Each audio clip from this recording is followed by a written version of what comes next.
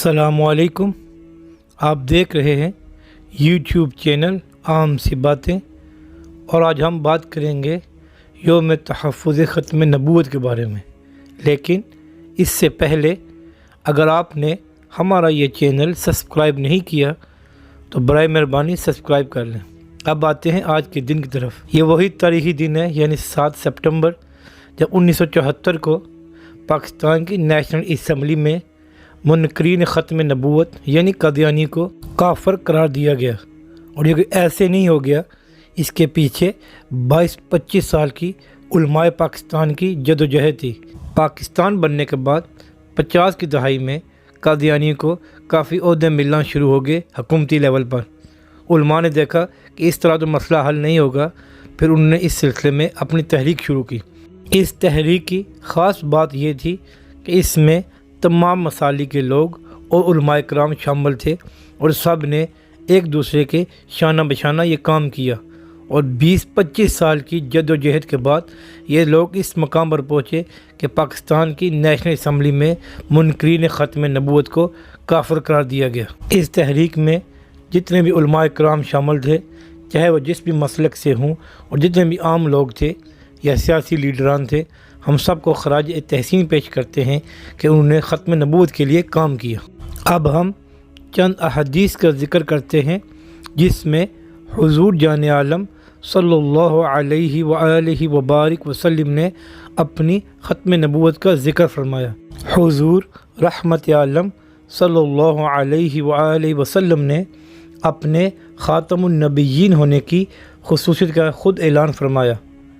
حضرت انس بن مالک رضی اللہ تعالی عنہ سے روایت ہے کہ حضور نبی اکرم صلی اللہ علیہ وسلم نے فرمایا، سلسلہ نبوت اور رسالت منقطع ہو چکا ہے، سو میرے بعد نہ کوئی رسول ہوگا اور نہ کوئی نبی۔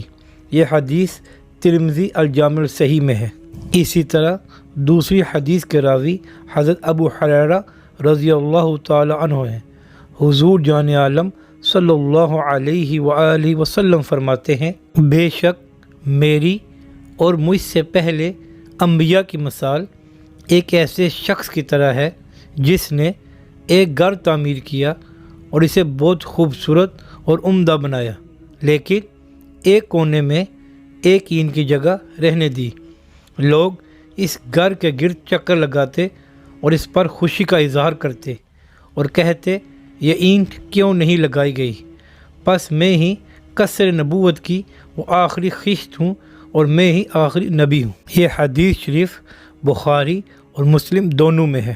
حضرت ثوبان رضی اللہ تعالی عنہ سے روایت ہے کہ حضور جان عالم صلی اللہ علیہ وآلہ وسلم نے فرمایا، میری امت میں 30 کذاب ہوں گے، جن میں سے ہر ایک دعویٰ کرے گا کہ وہ نبی ہے، حالانکہ میں خاتم النبیین ہوں، میرے بعد کوئی نبی نہیں۔